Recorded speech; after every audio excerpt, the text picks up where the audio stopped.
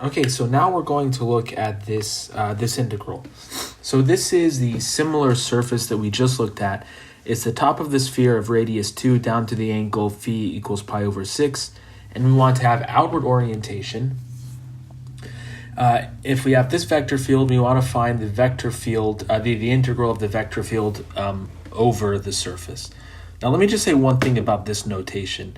By definition, this is equal to the integral over S of the vector field F dotted with ds.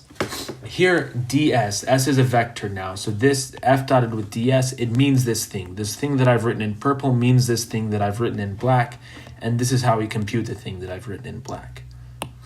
Okay, so there's several steps that we're going to go over to solve this problem.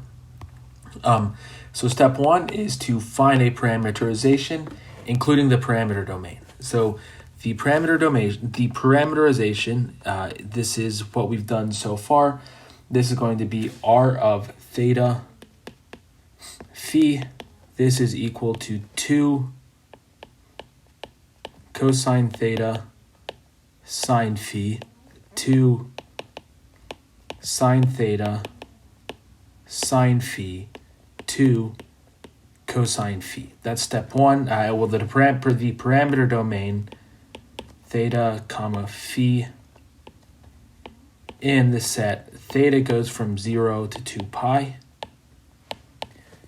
and phi goes from 0 to pi over 6. This is exactly what we did, not the previous video, but the video before that when we did the surface integral of the scalar field. We found the parameterization and the domain. Okay, step 2 is to evaluate f at the parameterization. So in general, it's st, but in this case, it's phi theta. So f of r of theta phi, well, this is my vector field. So x is 2 cosine theta sine phi. So this is going to be equal to the following. So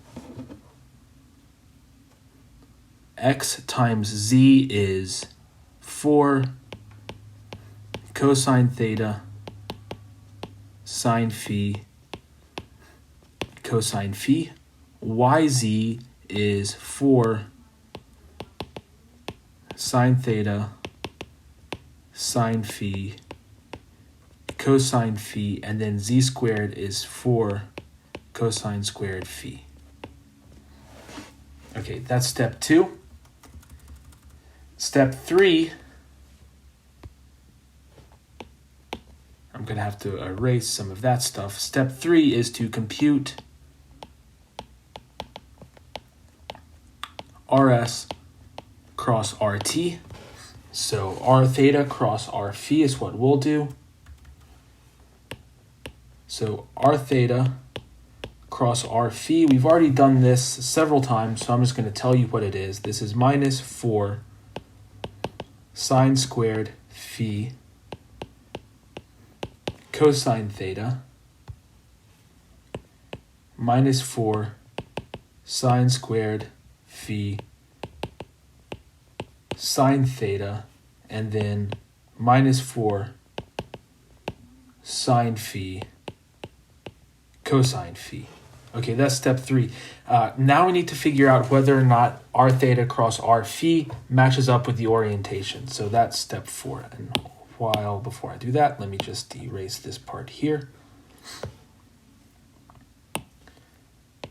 So step 4 is verify or determine whether or not R theta cross R phi is oriented properly. Is RS cross RT oriented properly? Well, I'm having trouble spelling.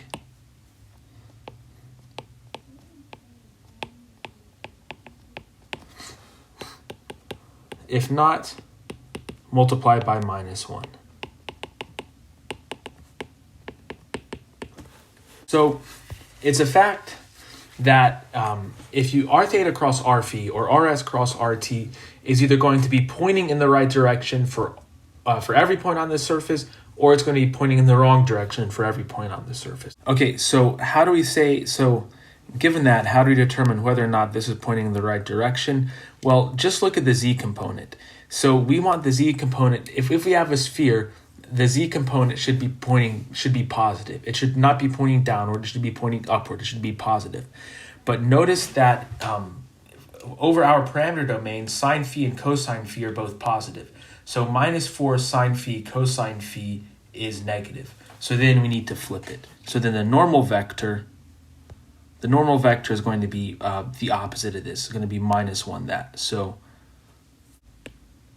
the normal vector then is equal to 4 sine squared phi cosine theta 4 sine squared phi sine theta 4 sine phi cosine phi. So that's the normal vector. Okay, and again, we needed to make sure that we had the right orientation, that it was pointing outward. The normal vector that we computed was not pointing outward, so we picked another one. Okay, so 5, compute f,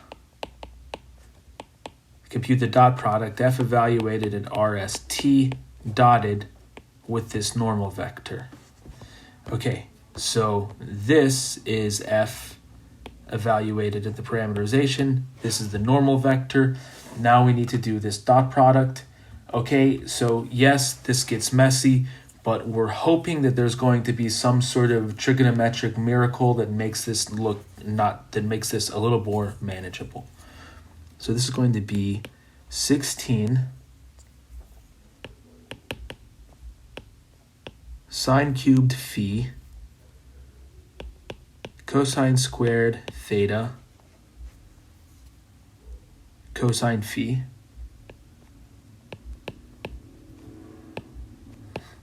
plus 16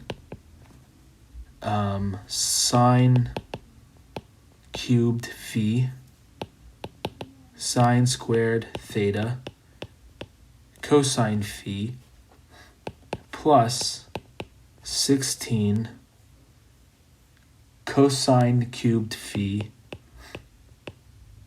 sine phi.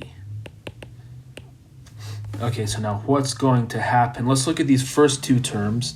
So notice it's cosine squared theta, sine cubed phi, cosine phi, and then also a sine squared theta, sine cubed phi, cosine phi.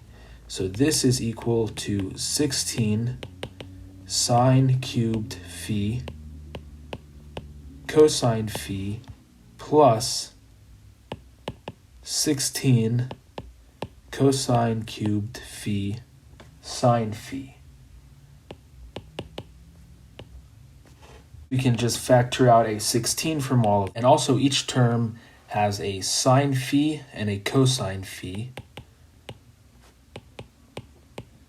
And then what are we left with? We're left with sine squared phi plus cosine squared phi. And so this is just equal to 16 sine phi cosine phi.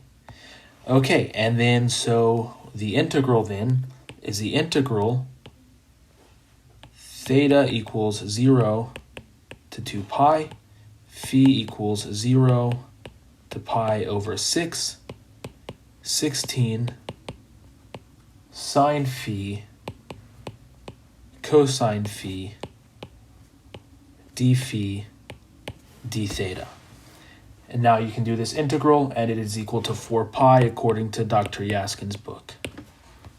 Okay, so these problems are long and involved, and there are multiple opportunities to make mistakes. So I'm going to leave all of this here so you can look at it when I post this. And I'm just going to do below here, I'm going to do the next problem in the next video.